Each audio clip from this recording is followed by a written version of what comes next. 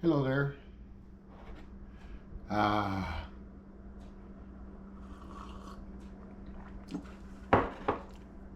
I tried to figure out a way to make a better cup of coffee because it's in me to I can't see myself spending between $5 and $10 for a cup of coffee. Some people can, this is not against them. So I set out, let's take a look. To see, here's the criteria. This is what I've been using for years, is just a plain old, is about as cheap as you can get, coffee maker. And I want you to notice that I actually keep it pretty clean. I keep it that way. And here's the stuff I'm going to talk about. How I achieved a far, more satisfying cup of coffee. Here's a Butler. Here's a grinder. And here's the coffees I'm talking about. All whole bean. Dunkin', Community, and 8 o'clock. I also tried the Dunkin' or the 8 o'clock regular. So I set out to, can I make a far better cup of coffee with just what I have? Here's one thing that I didn't have. I thought that the places that charge you a lot of money, they grind their beans. So I went to Walmart, and they didn't have the Walmart brand, so this was the next one up for a couple bucks more, and I bought it. So these are the three coffees here that I have tried and tested. This is Dunkin' right here. So here's a word about that. This is just a blade grinder. I actually bought a burr grinder, which will let you make settings for the fineness or coarseness of the coffee that you want. The only thing about this is it will only make a certain amount of coffee in here. And I've discovered that by hitting the button several times, it will grind it a little finer. And if I hold the button and shake it a little bit, it can get down to really, really fine. So I've discovered that the blades don't have to be that sharp, and this thing works just fine.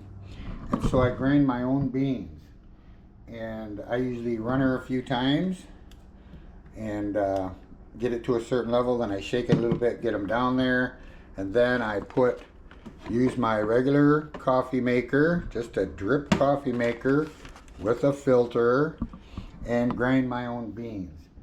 And so between these three, there is slight differences. I am not a connoisseur. Remember, I was just trying to see if I could make a decent cup of coffee with pretty much what I have, except for that.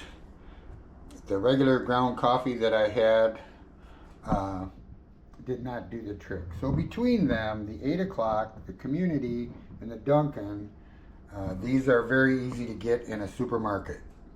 At several of the supermarkets around here, I found that they pretty much carry these. I ordered this online because I didn't see that at the store, so I don't know, but it seemed a little bit more difficult to get than these.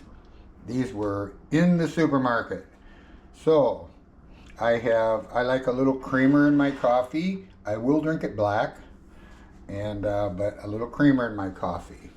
So between these, I really didn't come up with one that I liked more. This one was a little more expensive, the Dunkin'. The Community was a little bit, maybe your store has it, but I couldn't get it in a couple or 2-3 stores that I tried. And this one, they all had. So this one was actually the cheapest. And I thought, well, because if you want to get expensive, you can get very expensive. And there are many of them that I didn't try. Today we're talking about these three. So when this is done, what I'm going to do is I'm going to buy the 30-ounce bag of 8 o'clock coffee because it was highly comparable and competitive.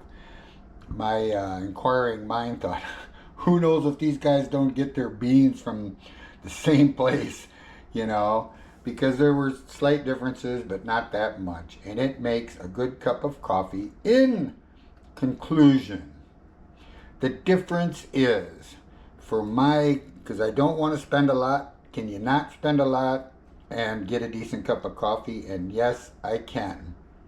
So, in conclusion, again, it's the grinding of your own fresh beans made all the difference in the world.